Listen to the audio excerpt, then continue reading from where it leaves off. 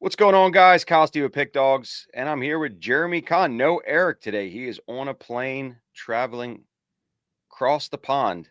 So it's just Jeremy and I.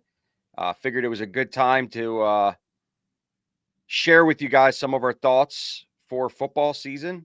And that's really what the show is all about, is strategies. And, Jeremy's a radio guy, so we know he could talk the talk, right?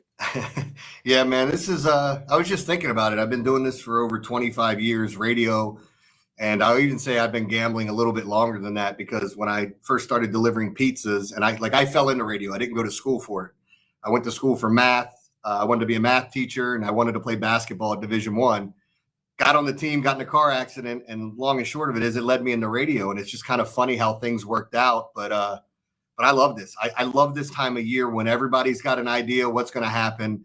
And honestly, my favorite week is week 2. So I'm loving college football this week where it's the overreaction week and everybody's like, oh, because they did this last week, they're going to do this week. And I just think there's some just absolute cherry spots in the NFL to attack this week. I'm excited to talk about it. This for everybody that's new, this is not the daily pick show. We don't go over today's board. If you guys missed the morning show this morning, you could watch the replay. They went over every single game on the board with some of the top guys in the industry. This is more about strategy and how to attack the weekend and what it takes to be successful at sports betting. And we also do a live Q&A. So if you have anything that you want to ask us, put it in the comments. I'll put it on the screen. You could ask it for Jeremy, for myself, either or, and we'll gladly answer. But yeah, it's funny you mentioned that. The overreaction for me is I'm the same way. It's like you have to look at everything. You have to throw out the last game. And especially during the NFL, during the season, like people overreact because a team gets blown out and they should have got blown out. Now the spread adjusts. So you have that advantage because now it's either a softer line or it's over embellished line. But you have to, I always say, throw out the last game. I mean, have you always been like that, or it's something that you just kind of like over the years figured Well, out? I think once you get a little bit into the season, you start to realize who people are. And again, like there should be a tremendous value on home games in NFL and college. Like for college, for example, those island games when you got a team playing on Thursday night or you get your Maction on Tuesday and Wednesday. I mean, those guys are on national TV. I think they really get up for them. And I think those home games on short weeks can affect teams, affect the road team. And like in the NFL this week, we're going to have some teams that go on the road and lose, and everybody's going to think they stink, and then they're going to come back for their home opener and go, well, where'd that come from? Well, most teams are better at home. And there are some advantages when it comes to whether you want to look at the weather, the travel.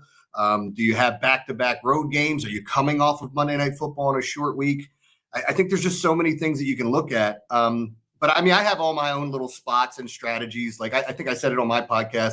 I love betting against teams that go on the road after being on Monday Night Football, especially if they were on the road on Monday Night Football and then go on the road again.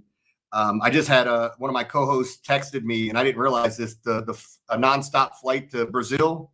The NFL's letting me 13 hours. It's a 13-hour flight for these guys to go play football in week 1.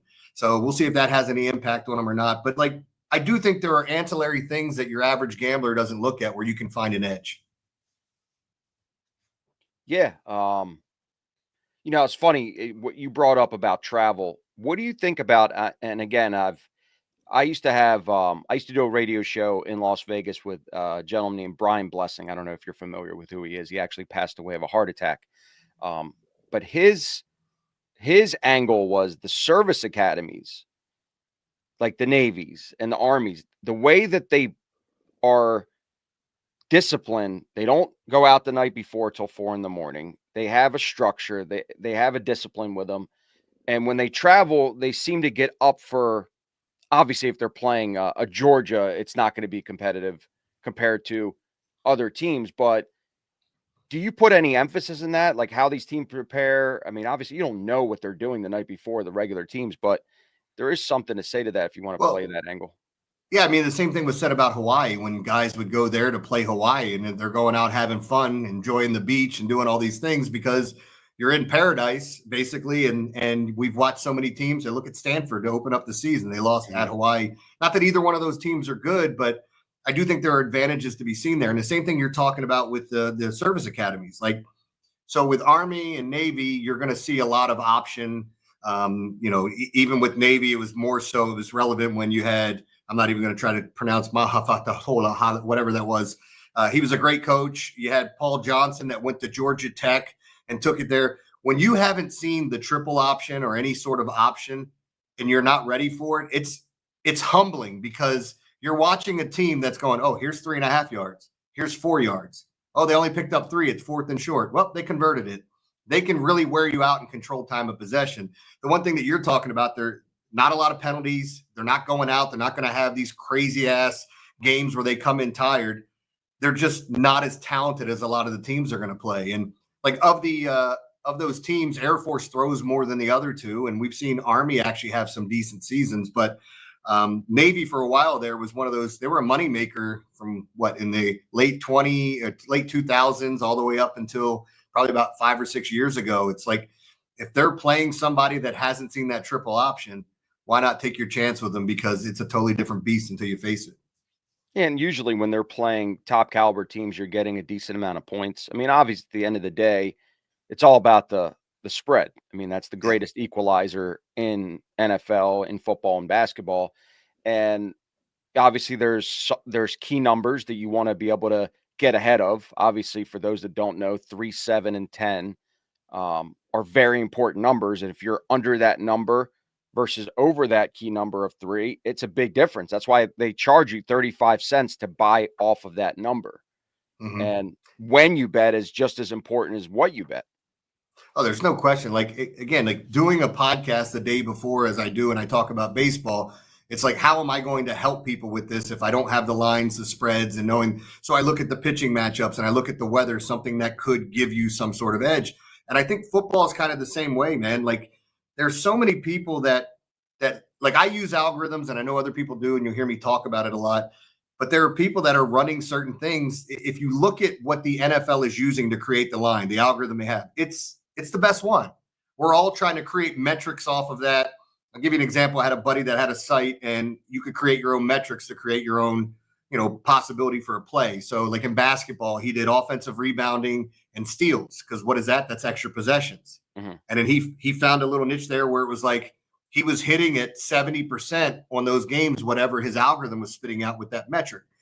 And I feel like when people go to it and you're looking at certain things and you're trying to beat the number, that's the best number. Like they're so intelligent when it comes to it. And then you watch where the money goes and see how the line sways. And, sometimes you'll see, I know people say it's not a real thing, but reverse line movement, all that means is you got public money coming in on one side and the sharps are on the other, and the line's moving in the wrong direction if you're looking at consensus reports. And those are things that I check out. And I think there's a bunch of those in the NFL this week. I also think with the NFL, the reason why it's so sharp, one, it's the least amount of games out of any professional sport.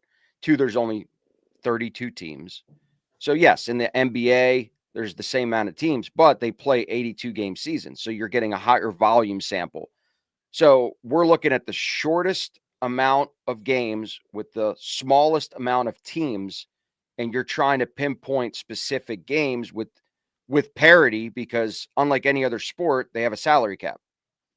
NBA doesn't matter, baseball doesn't matter. So, well, apparently in the NBA, you can create a fake tree planting company and give Kawhi $28 million. Apparently, but I mean, we'll see. They're investigating Jalen Brunson because he could have made $113 million more than what he got had he waited just one more year. So that stuff's funny to me. But you're right. Like when you look at it, because there's so limited games in football, you're going to get an honest, like you're going to see where the money goes, what the public's thinking, and if they need to sway it to try to just hedge some of those bets because they have so much money coming in, where the sharps are going, which I do think is important. And then the other part of it is like you got all week for this to lead up. In college basketball, you might have 130 games. How do you keep track of everything on a daily basis? And that's where, I mean, you talk to a lot of handicappers, they'll say one of the biggest edges you can get is in college basketball. Absolutely. Couldn't agree more. I've been rubbing shoulders with syndicates for now over 10 years, and it's college sports are always king. College basketball, number 1, college football, number 2, then NBA, then NFL. NFL is by far the hardest to make the most amount of money in from a sharp side, because you're limited to basically Sunday. Island games, a lot of sharps stay away from. You don't see them betting a lot of island games, which is like tonight, an independent game by itself. Monday night, the sharpest line on the board because it's out for 8 days. College football, you could find value in those obscure teams that most people aren't betting on, and the lines aren't as sharp. College basketball just magnifies times 10 because of the volume and the amount of games out there. But you also have to play the volume. You can't just say one game a day, because you're going to have bad beats and you're going to have good beats. For some reason, we only remember the bad ones. We don't remember the good ones. Yeah. I mean, well, look, the bad ones always stand out because they stick with you. Like I'm the type of guy, if I went 4-1, I can't stop thinking about the one loss. And I'm trying to change that type of mindset because it really will mess with you. But it's funny what you said about, as you look at these teams and you have a chance with the NFL and how difficult it is and some of the advantage you have. I think Thursday home games are the greatest advantage in sports after this week. Yeah. Because if you talk to the players, I've said this before, I said it on my podcast. If you've ever gone into an NFL locker room, if you go in on a Monday or Tuesday, they are disheveled. I mean, these guys are a wreck. Maybe not necessarily week 1, week 2, but you get in there in the middle of the season, you're like, oh my God, they don't start feeling somewhat normal until almost Thursday.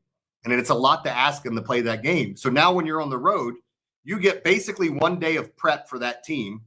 And then you got your travel day and then a walkthrough. And it's like, all right, they didn't have enough time to get ready for them. That's why I think it's such a great advantage. And we see weird things on Thursday nights. But yeah, man, this is something I've been doing for a long time. And I think you're right with football. It's going to be the most bet sport. And it's one of the more difficult ones if you're not following it right, because I've talked to people about this where it's like, hey, this team's going to run all over them. I mean, they've got the number 3 rushing attack. This team's 27th in rush defense.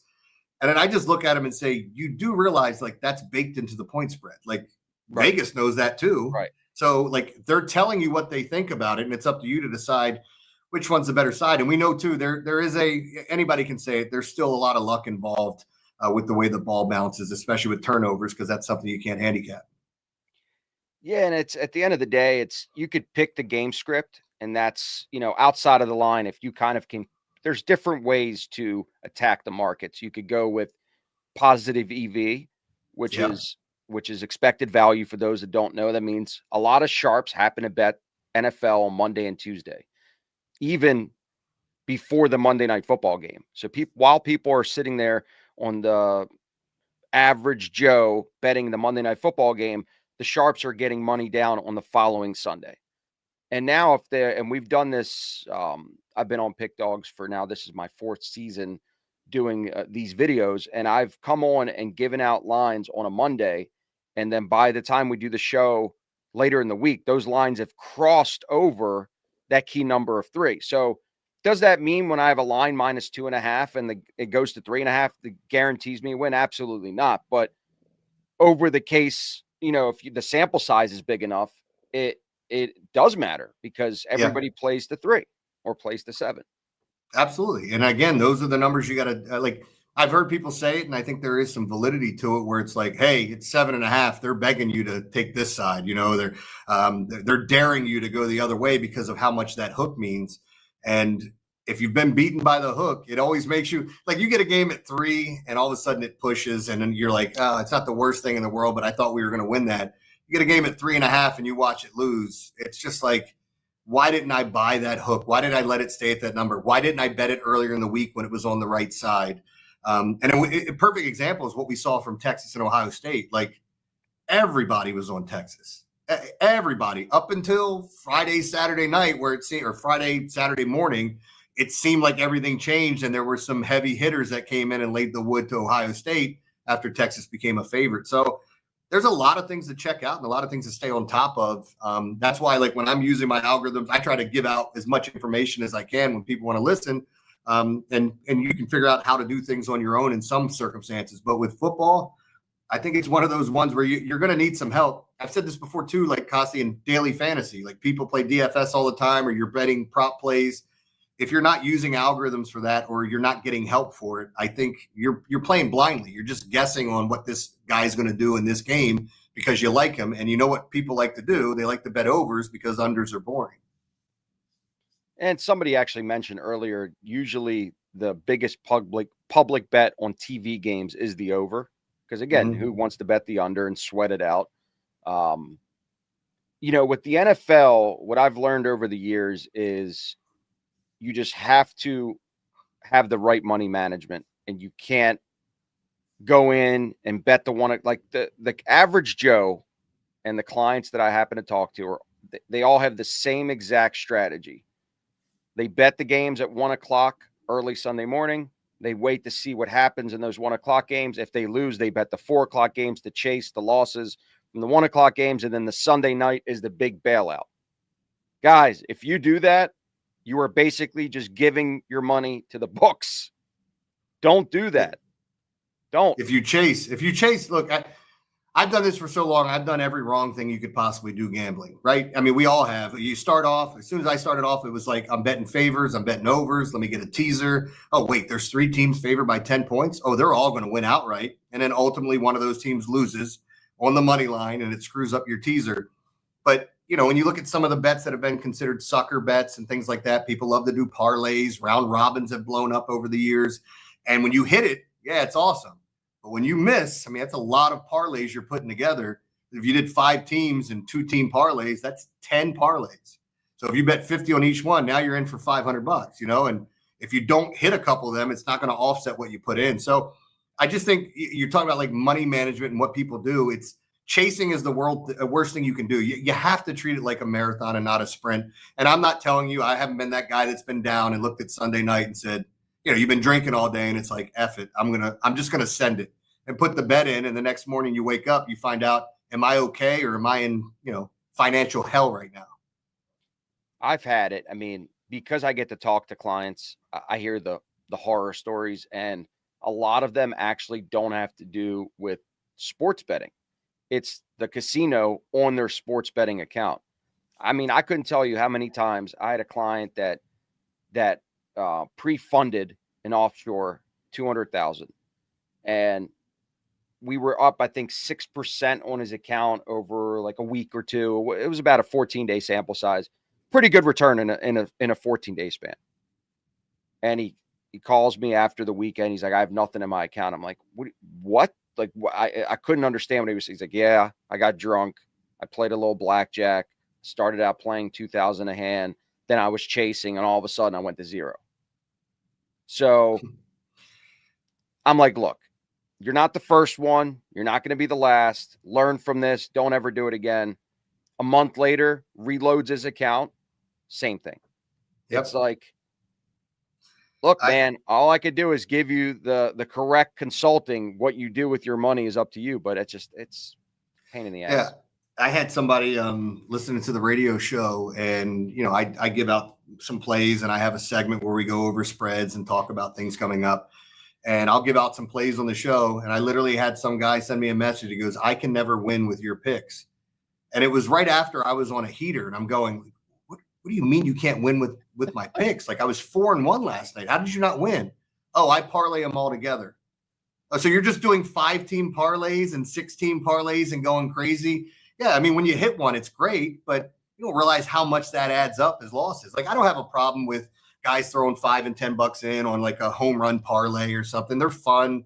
But when you're betting serious money, like if you put $500 down on a 5-team parlay, it's not a great shot that you're going to hit it. Now, if you do, you're going to be so happy, but people do this stuff all the time where they just want the bigger money. I was talking to a friend of mine who's doing the same thing. He showed me what he's betting, and I'm like, why are you betting 20 money lines on a parlay? Like, what are you doing? Like, strange things happen in football all the time. We see upsets every week. I mean, if you look at college football week 1, the top 5 most bet teams all lost against the point spread. All of them.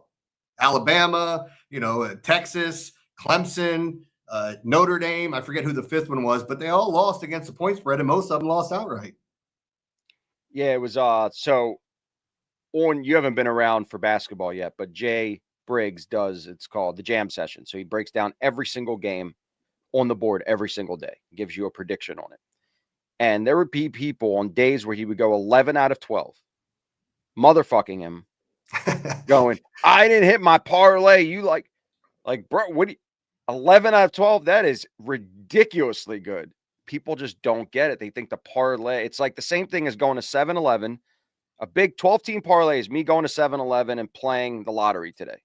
Yeah. The same exact thing, except now I could watch my numbers hit versus just clicking a screen on the local lottery, Maryland lottery, and seeing it. So I always tell people, if you're going to bet parlays, maximum 5% of your standard bet. So if your standard bet's $100, $5 parlay. See, and I like keeping them to 3 games or less. You know, like I know it's a 6-1 payout on most, unless you're betting some money lines or the juice is off somewhere. But like I think those are more conceivable to hit as opposed to like if I went over my past 3 weeks and I had my top 5 plays of how many times I went 5-0 and did I go 0-5, how many times I went 4-1, and just imagine losing every single, like you had a good week or you had good 2 weeks and you won money, but overall you're giving money back by betting these parlays. And I'm a parlay bettor. I'm not trying to tell people to get away from it. I had one of my biggest weekends ever round robining games, and it just got insane what I won. I never saw a dime of that money, which sucks. We can have that story along some other time. That's why I'm happy that gambling's legal now. But you know, you look at some of the things that happen, and you can get on these heaters, and it's great. But if you keep like people win money and then all of a sudden start betting more money instead of saying, "Hey, now I have a bigger bankroll. Let me bank that and still keep betting the way I am." I'm not saying if you really love something, you can't put a little bit more on it. It's obvious. I mean, we all do it. But when you start chasing like that, whether it's good or bad, I think ultimately you're developing bad habits. So my biggest money management, the most successful way that I've taught people over the years is on a 1 to 5% scale of your bankroll. So you start with a $10,000 bankroll, you're betting a 0.5%. You could do basically 1 to 5% max.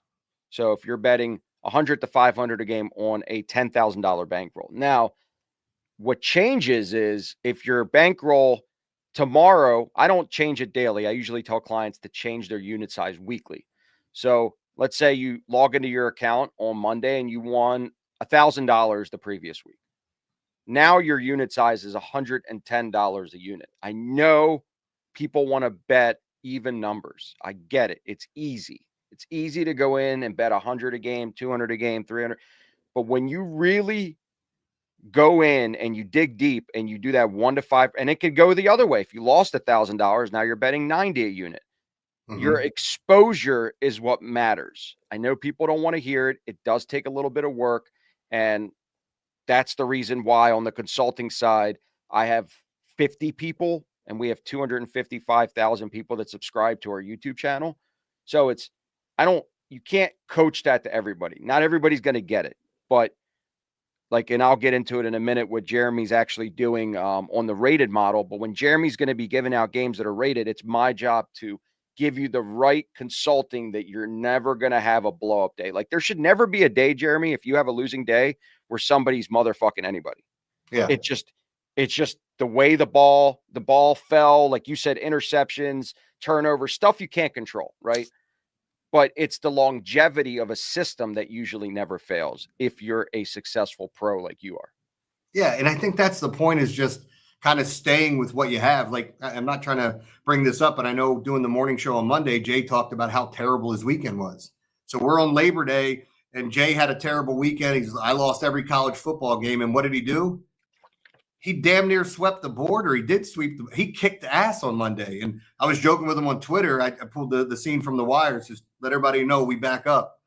Because that's, we all go through these stretches. I was even saying to you, I had a stretch there of, and I don't mind admitting this, like people were buying my picks. And I could go 3-1 and I'd feel like 10 people bought the one I lost. And I'm like, why didn't anybody buy this one? I said it was my favorite. And sometimes you read something that catches your eye and you're like, okay, I want to know what this is now. I try to give out some information in my write-ups of not what the game is, but like what I'm looking at. And it's just funny, man, because like nobody wants to go on one of these losing streaks, but it happens. And it's just how you deal with that stuff. If you get out of form and start chasing, it can get worse. There have been times where, people will get back to even, but you still have that bad habit, because if it happens again, you're going to go right back to it.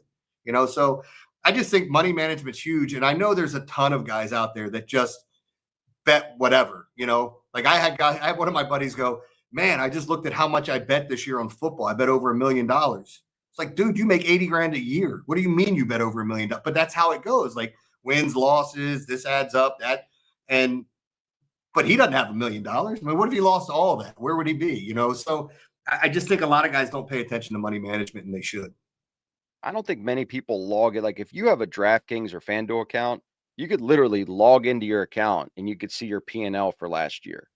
That's probably one of the first things I talk about when I take a phone call is go in there and see what your P&L is. And most people are not even close to what they think their P&L is. And some people are actually higher just because they've hit those big parlays and it's just paid.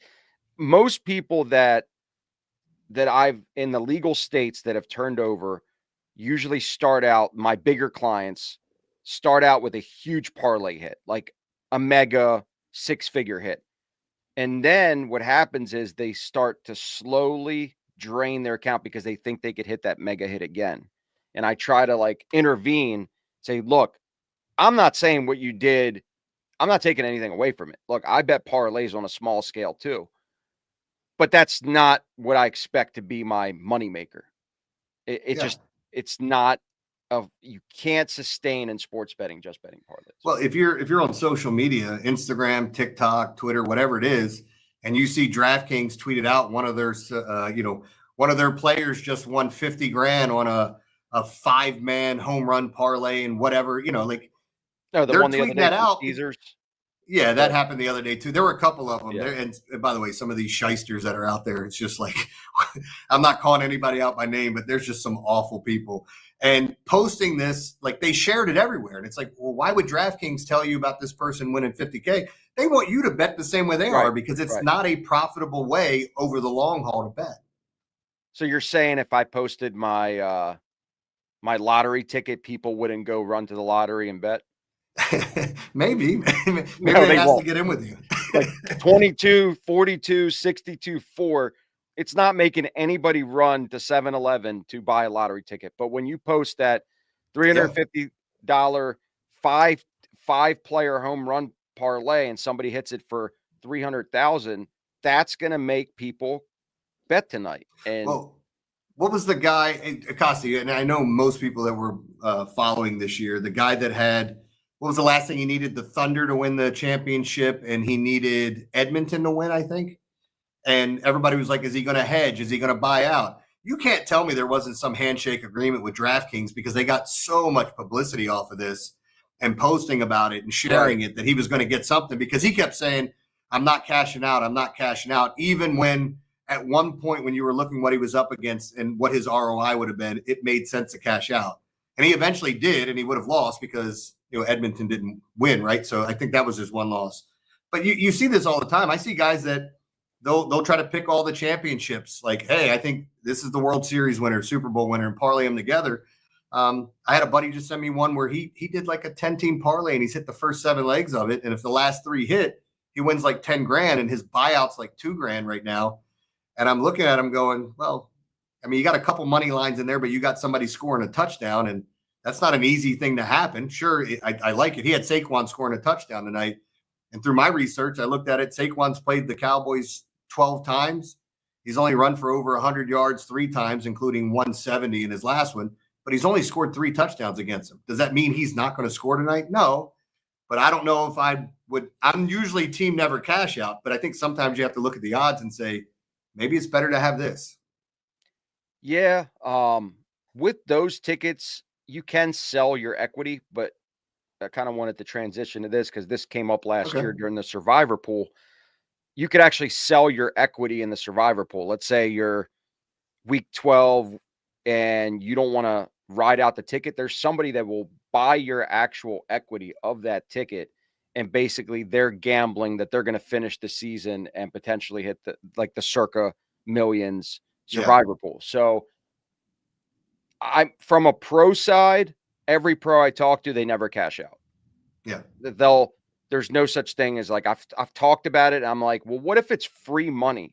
And they don't like that word. They don't like No, to waste free money. because like you placed your wager. Why, like the reason they're offering you a cash out is for a certain, because they're trying to save face on the other end.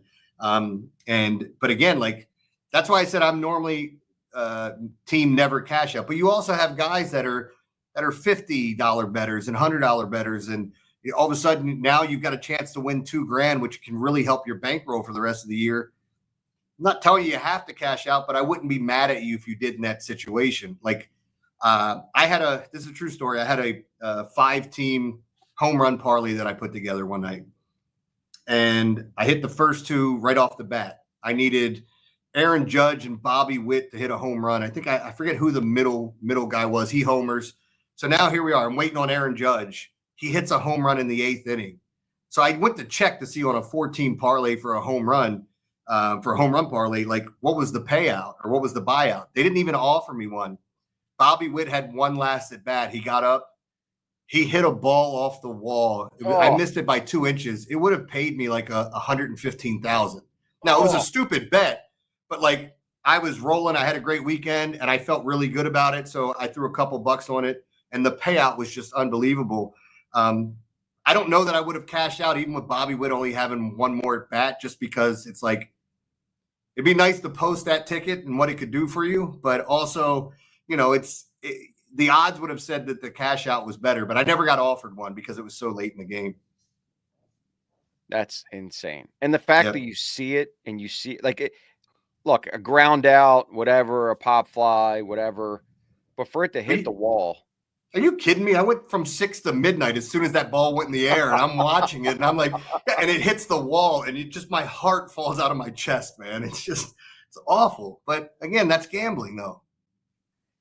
Yeah, most people that are pros usually have lizard skin when it comes to losing. Like there's not many. Like I have a partner of mine that's been in the sports betting industry for over 20 years. Name's Dave Miller.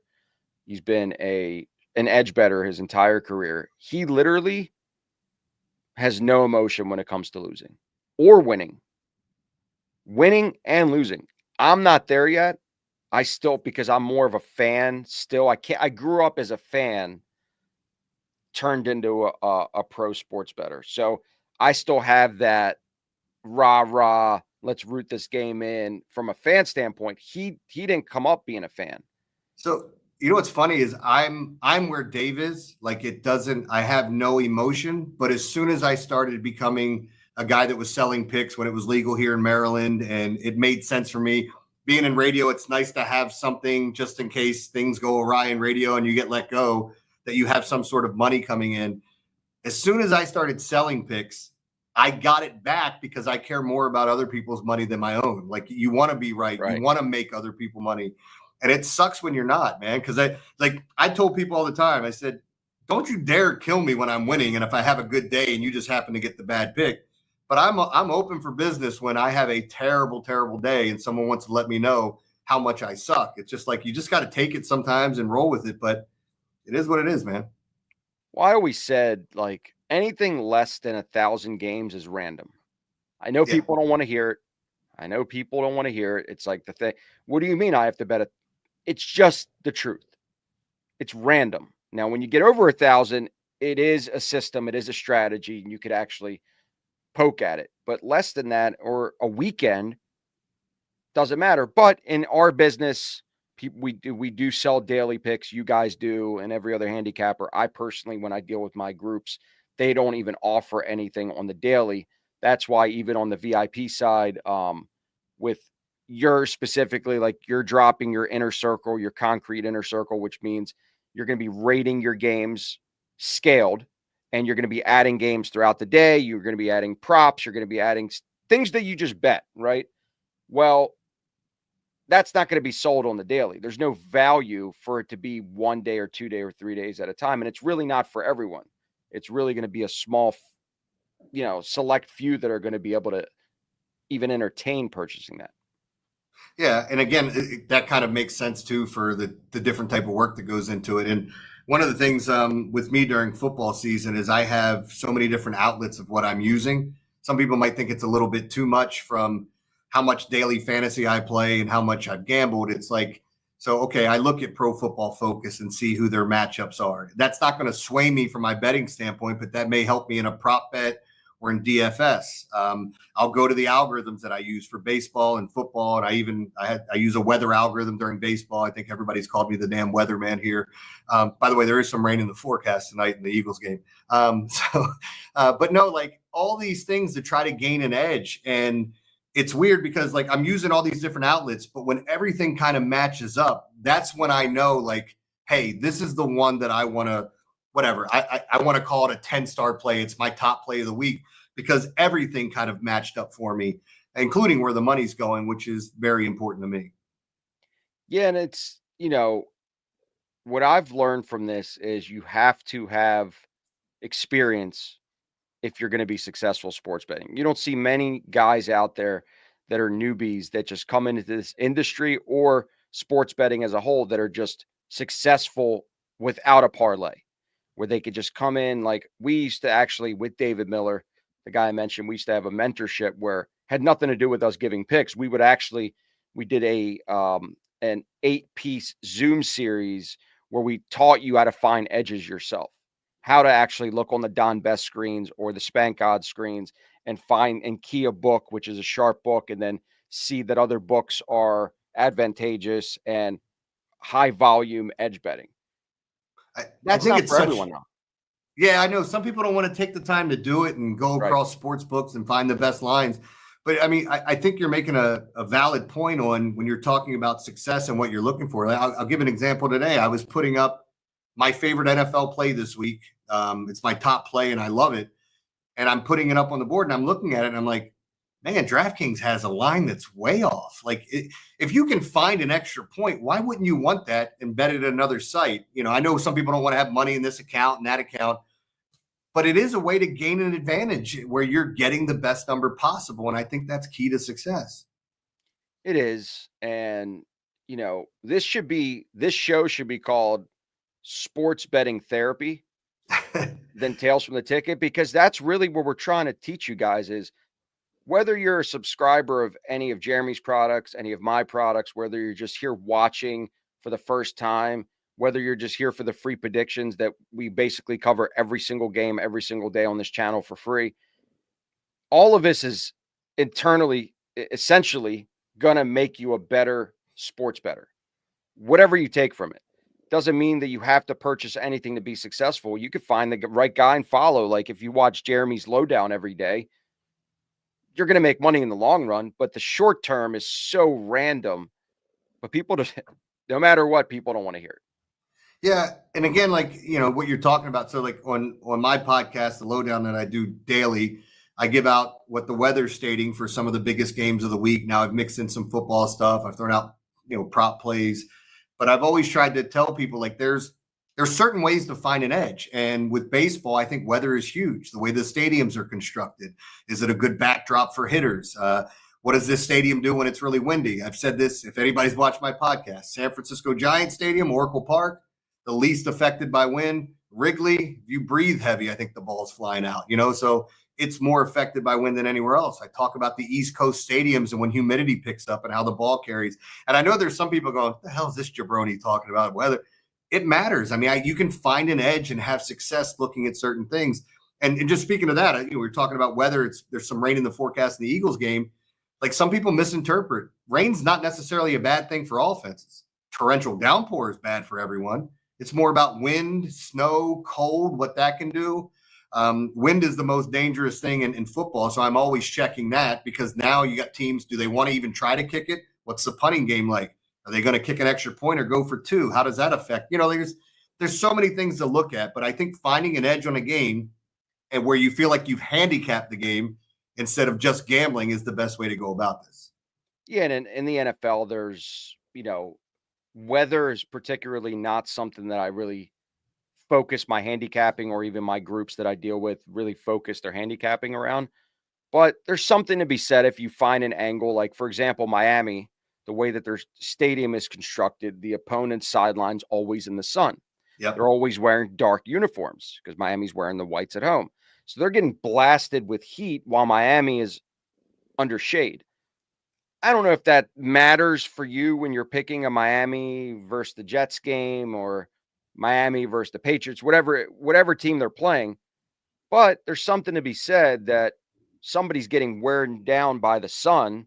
With you've been out in the sun before with a Yeah. black shirt. Like I'm in a toast versus a white shirt. So, there's some narratives out there that you could follow that could help you along with the other. So to your point, like there was, and Miami is a place that I target early on in the season if a cold weather team is going there. And what I mean is, we had a game. It was an opening game. God, I don't know remember how many years it was, but the Broncos went to Miami. The Broncos were a far superior team. Everybody's like, they're going to kill them. They're going to destroy them. I'm looking at the point spread going, man, you know how hot it is there? It's over 100 degrees in September. You're going to open up the season there. They go in there in Denver. If you watch the guys in the second half, their hands are on their knees. They're on the sideline trying to get water, get the fans on them. It does matter. It's a factor. Like you'll have people that disagree on, hey, going cross country, what does that mean? Well, it can mean a lot, going West Coast or coming to the East Coast from the guys out West. I think travel is a big factor, but sometimes it does get a little overblown. Sometimes it's just about who's more talented and who needs it more. But I do think those are all things that I like to look at. And I'll bring it up in my write-ups and when I'm looking at stuff saying, this is what I'm seeing. I see an advantage here. And I think if you can find some of those things and find what your edge could be, you could become a more successful handicapper or gambler. So, like what you just said, the very public one is West Coast traveling to East Coast 1:00 games. That's like the very public theory of, you're basically fading the West Coast team. Well, it's funny. It'd be 10 o'clock their time when they're playing, right? That's So I brought it up to Al McMorty, who's had 40 years of a real database with real numbers, and he ran the data on me. And what came of it was it doesn't matter. So it debunked my whole, not that I put that much emphasis in it, but that's what happens when we are a collective of the sharpest minds in the sports betting industry on this channel. And for me to bring that to him and he came back and said, look, there's really no edge. Here's the data over the last 25 years. I'm always going to go with math. Mm-hmm. Why? Math is always going to trump anything when you're betting sports. It's not about the teams. It's about the number. Baseball, it's about the teams. The price doesn't matter as much. That's why pros stay away from MLB for the most part. It's the lowest edge. But when it comes to basketball and football, it's all about the number. And if you could find an edge on the number, that's what is going to make you money in the long run. Yeah, get to a play late and lose by a point and be upset because you didn't get to it in time to get the best number, or you didn't go shop it and find the best number. But it's funny you bring it up, Big Al McMorty, because I told you this when we talked last time. Like when I first got into gambling, I was watching him on the winning edge with Wayne Allen Root and the old Patriots coach Ron Meyer and all these other guys. And he was my favorite because he was so different than everyone else. And I did appreciate the whole contrarian aspect that some of the guys had. And that's kind of developed how I bet and look at things. But Al, like, it's all, I hate saying it's somewhat robotic, but he does not let things get to him. He just stays with the math. And that's why he's a successful handicapper. Yeah. And it's, what I've brought to this platform is these relationships, because Al had known my business partner for 30 years and he knew that he wanted a product to be brokered out that he puts ratings on the games. Doesn't mean other people can't do it. Something that me and you are going to be doing. We're actually already doing, and it's going to get more relevant. We're going to talk about it more in your podcasts and your different videos. But when you're putting ratings on the games and you're adding games later in the day, you and Al both said the same thing on a Saturday afternoon. Sometimes you don't like the line early in the morning, but you may like it at 4:00, 5:00, 6:00 at night. The game's not till 9:00 because the public is moving the line for you. That's why like your inner circle or Al's All Access, that's why they're so beneficial, because you're adding games that you just can't do on the platform with the current structure on the premium side here. Yeah, and I think too, like I know, and talking to some of the guys here at PickDawgz, like you got certain guys that love betting dogs, especially in baseball. You're finding the best underdogs. Your winning record is going to look like trash, but on the profit side, you're going to come out on the top. And I think it's key. I think like when you really love a game, but you got to be successful in hitting those games, right? You got to have things match up. when you really love a game, betting that more than what you would bet some other games, like that could be worth 2 wins if you get that one game right and you're betting double on it. But kind of like what you said, there are times where I'm watching a game where I'm during a day and I'm still doing research. Like I don't stop. I'm reading stuff throughout the day while I'm watching the games. I'm on social media. There's plenty of people I follow that I get nuggets from. But I think that's the cool thing about this. Like if you're watching the morning show or this show or any show, like some people are there just for picks.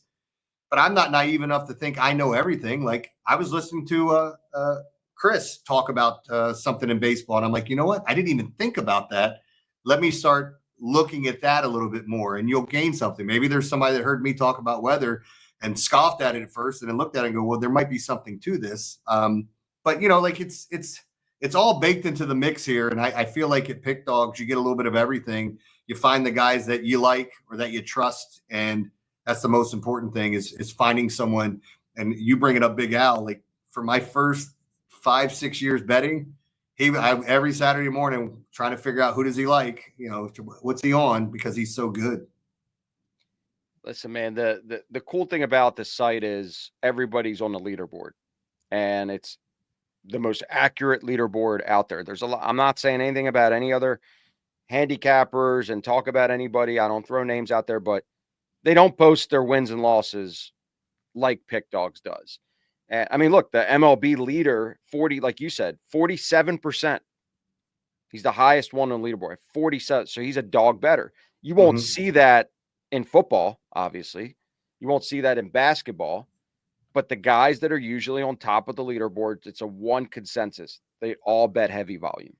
It seems so silly. Like, and I'll throw myself in there. Like, underdogs in baseball and betting it. Like you take the best team in baseball, they're going to lose 62 games. You know, if they win 100 games, they lose 62. You know, it's like, and finding these spots, like listening to Jay talk about the Money Marlins for most of the season or his Rockies and White Sox. And I'm just over here going, I call those vomit plays, you know, but they're the ones like when you're betting them and you're successful in it, it's like winning 2 games at once sometimes.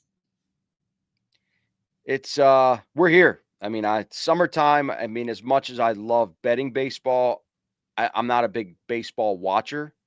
I rarely watch a baseball. I probably haven't tuned in one game all year. It's just not my forte. I'm just here for the data, the numbers, and it's really not something I watch. But when it comes to football, I mean, I am glued to my TV Saturday and Sunday. My wife knows not to mess with me, not to plan anything. She's like, you know, it's fall. Let's go to the orchard. I'm like, no. Let's go to the Renaissance Festival. Let's go to the Renaissance. No. Let's dress up. Yeah, let's dress. I've done that before. And the time I went, my buddy who's like, he's obsessed with, he's got like a museum in his basement, and he's a big Star Wars guy. And he dressed up as that year. He dressed up as the Mandalorian. It was 110 degrees. And he made me dress up as like this king. And I had this like very heavy king, like cape / whatever coat. I mean, it's 110 degrees. I'm at this Renaissance Festival. I remember it was actually a Sunday. We were playing the Giants, and we actually lost to the Giants. And I'm sitting there, and I can't get service. And I'm like, what the fuck am I doing here? What am I doing here? I'm tortured. Not only am I hot and sweating, can't even watch NFL. But that's what we are. We want to watch this stuff. We want to learn from it. It's funny because I hate saying that my wife's been trained with how I do things and how like my life is. I don't want it to sound like that, but it's more of in our relationship, because sports is my job. Like I could be on my couch in my underwear eating Cheetos and going, I'm working here, you know, like, so when it comes down to certain, like all in the off season, next time you're doing that, all in the off season of like football season, I'm going to family events on the weekends. I'm doing all the things that you should be doing. And my wife kind of knows, like when we get the football season, yeah, if something big came up, there's a wedding, there's whatever, we're going to go do something. Our anniversary's during football season. So, we're going to, there's a big concert here in Ocean City and we're going for all 3 days. So I'm probably going to miss some football on that last day just because we love going to concerts. And that's one day I'm going to sell out for, but I don't want to miss any other weeks after that. So, it's kind of cool, but that's the give and take with my wife. She gets into sports and she watches the games. She became a big Giannis fan, but watching baseball with her, I just want to punch myself in the face trying to explain what the infield fly rule is, or why the guy's not out. Why did he have to tag him? Why didn't he the ball got there first? He should be out. Like, there's so many things, and you explain it, and it looks like a dog that's been shown a card trick, and you're going, just don't ask about this sport. Ask me about all the other ones. Well, it's funny because when I got into the business, so I got into the business in I think 2009, 2010, something like that, in terms of doing this professionally. I've always been a sports bettor, but I remember we met because we played flag football on Saturday mornings, and I had to stop playing in the league because that was my busy time, because I needed to be in front of my screen at 9 a.m. on a Saturday rather than, because I remember I was playing, I was reffing. It was a whole morning Saturday affair for me. And I had to stop, and it was really painful because that was like my number one hobby at the time was playing flag football. And I had to transition because sports betting not only became my hobby, it became my main source of income. So yeah, my flag football days, which are now over, like this was something too where you're talking about. I don't think I ever missed a game like for the longest period of time. Like, we were talking about Cal Ripken's streak, which it's the anniversary here in Baltimore coming up of the 21-31. And I'm sitting here going, I had all my wisdom teeth cut out, and 12 hours later, I played a doubleheader in football. And it's making me laugh when you're talking about it, because it's the give and take. Like, I gave up some opportunities that I could have had advancing myself in radio because I didn't want to miss flag football on the weekend. Right. And I'm the douchebag that's sitting over there when it's 11:30 and I'm putting my bets in. And it's like, hey, the offense is on the field. Oh, yeah, I'll be there in a sec. And he's just sitting here texting, you know, trying to get everything in, or writing them down on a piece of paper that I stuck a pen and a piece of paper in my shoe, and I'm just going over everything. But yeah, man, it's like you got to figure out what's important to you, what you want to do. And I think with football, it's easy because it's just so much fun to watch when it's done right. College and pro. I mean, I'm a big fantasy guy. I just had my final fantasy, not DFS, but I do season-long fantasy. Had my big league last night. I enjoy that. So I had the 5th pick. It's a 2 QB league, so it's different. It's a 2 QB. So you got to take it anytime you got the super flex or 2 QB league. You got to take them early. Yeah. So I went with Hurts at 5, and then on the way back, I took Nico Collins and Kyron Williams. Collins is my favorite player this year. No, not Kyron. I went Kyron Williams, and then I'd love Collins this year. I think he's going to have a much better year. He had a good year last year, and without he has no number 2 there. There's nobody there. He's a touchdown monster, though, man. It doesn't even matter. Like, CJ Stroud, just chuck it up to him. Like, looking at him and Cortland Sutton, who I thought was coming along as well. But Collins is that guy that looks like he could take that next step forward and being a top 5 guy in this league. He has that type of talent, in my opinion. He's big. He's talented. He can catch the ball. He's got the route tree.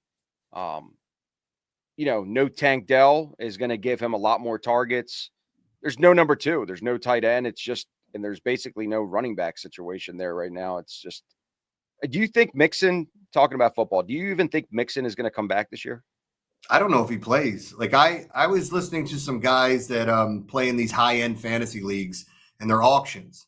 And they were talking about how much would you spend on them. And typically, like a running back, if you're in a $200 auction league or somewhere in there, the really good running backs can go upwards of $50, $60, $70 of your salary cap. But they were like, I wouldn't even spend more than $3 on Mixon. And then sure enough, it came out that he's going to miss the beginning of the season.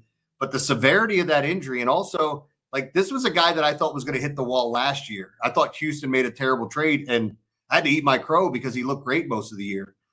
But I can't take my chance on him. And what? And then if you don't want him, you got to go look at Nick Chubb now. I have more confidence in him getting it done and having a great season than I do Mixon coming back. Yeah. I mean, look, Chubb obviously got drafted much earlier because he's the starter right now, but I can't. He's too old, too many injuries over the years. Running backs, we've seen this. I mean, you go back to Todd Gurley when he got traded, and they were like, oh my God, a couple years removed from him having one of the best seasons ever for the Rams. And now he goes to Atlanta and he's got arthritis in both knees. Like, running backs, when they have wear and tear like that, like, for me as a fantasy owner, I want young legs. Like I have Mhm. some stock in Travion Henderson, who I believe is going to take over that spot in New England. Yeah, Ramondre is going to have one bad fumble. He's going to be on the Well, bench. well, people got caught up in the depth charts, and it's like if you go back a few years ago, Kareem Hunt was listed third or fourth on a depth chart, and I think he led the league in rushing that year. Jonathan Taylor, the same thing. A lot of the rookies get put lower down. I don't think it's that you jump off it right away. Like I'm glad the Chargers said that Omari and Hampton's going to start over Najee Harris because honestly, I think that guy's winning Rookie of the Year, and I know that everybody loves Ashton Jonty, and I get it, but like I love his price tag of what you're getting for him. And he's in a Greg Roman offense, which what does Greg Roman do? He just Run. runs the damn football. And he's going to get so many opportunities in a great running scheme with a good quarterback. He can catch the ball in the backfield. I think he has a bang up year. Yeah, there's three of them. I mean, there's three legitimate rookie running backs that are really high up. Like Genty went first round, obviously, like he's been going in every league. Marion Hampton, pretty high. Travion Henderson. There's a couple other guys. I mean, There's I two don't other know. ones that people should look at, like Ollie Gordon in Caleb Miami. Oh yeah, Ollie Yeah, Gordon. Ollie Gordon was, I mean, if you talk to most people about running backs, with all due respect to Ashton Johnson, like there are a lot of people thought Ollie Gordon was the best running back in college football. And now he's behind Devin Achane, who can't stay healthy. Right. And he's in this great offense, which when Tua's there, I can't believe I'm saying this. It's like it's a very fun offense to watch. Same thing with RJ Harvey. If you watched RJ Harvey at Central Florida, and I know J.K. Dobbins is ahead of him on the depth chart, but if he was their entire offense, and he's such a big physical back. People want Cam Scatabo to be a thing just because if you watched him in the playoffs or at any point in Arizona State, you're like, does anybody want to tackle this guy, or is he just untackleable? I don't tackleable. Anyway, I think I'm making up words now. But Scatabo is one of those guys that it's easy to root for because he's just a lunch pail guy, and it's like, give me the ball and I'm going to run over everyone. I don't know about Scatabo. I don't have any shares of him. I think there's a lot more hype. I could look. I've been wrong before. I think people like him and they want it to be a thing. Yeah, but it's. I always said, and especially in fantasy, you could find value with rookie running backs, rookie tight ends. There's a small percentage of rookie wide receivers that end up being good right out of the gate. Usually, it's year 3 is when they excel. But there's guys out there like I love Golden on Green Bay, who's the clear number 1. I have some shares of him. I mean, there's some other guys out there that have moved up the depth chart, but they haven't played starters yet. Are you bullish on any team that like? So we did our picks today for who we think is going to win the Super Bowl and all the awards since the season's starting on my morning show, and there's a team that I think is going to take a huge step forward. I don't mind saying it, and I'll give you my example. I think the Carolina Panthers take a huge step forward. Now, am I telling you they're going to make the playoffs? No. But if you watch them down the stretch last year with Bryce Young, they looked really good. And the fact that they got Ted McMillan, who I think can be a Puka clone, and then you add it in with what they drafted last year, I think Carolina is going to shock a lot of people. And I don't mean that necessarily like, hey, they're going to go 10-7 and get in the postseason. I think some people or some teams are going to go there going, oh, yeah, we got Carolina this week, no big deal.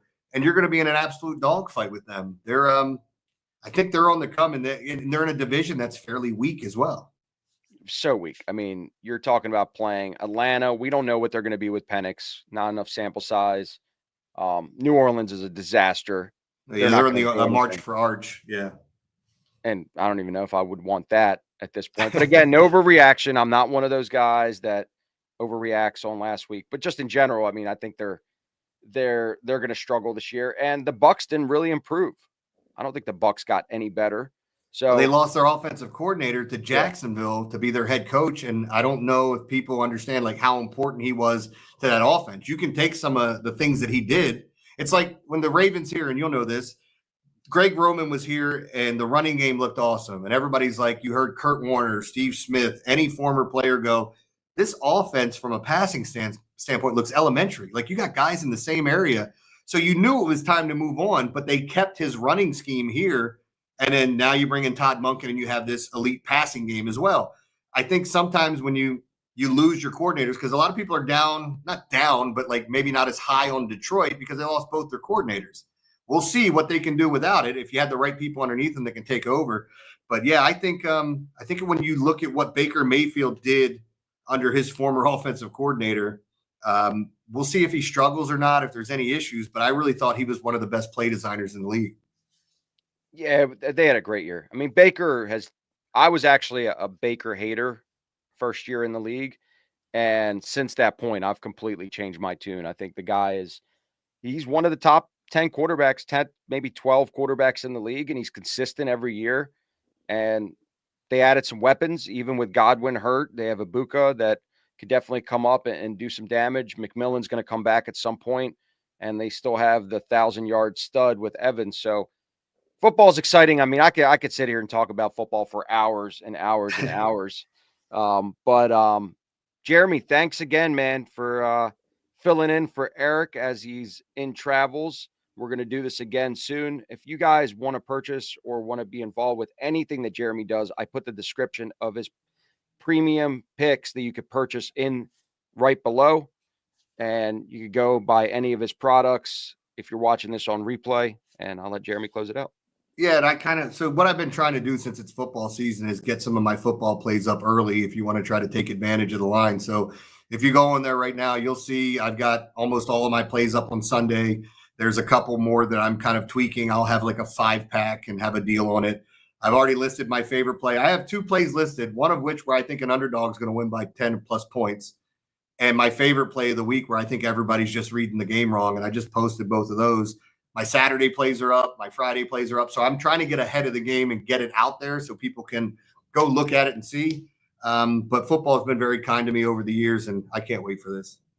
Well, and you're also going to get a better number because if you're playing it now, you're going to get a better number most of the time than when you wait till Saturday and Sunday. So absolutely. Thanks again, everyone. We will be back again next week, Thursday, same time, same place for another episode of Tales from the Ticket.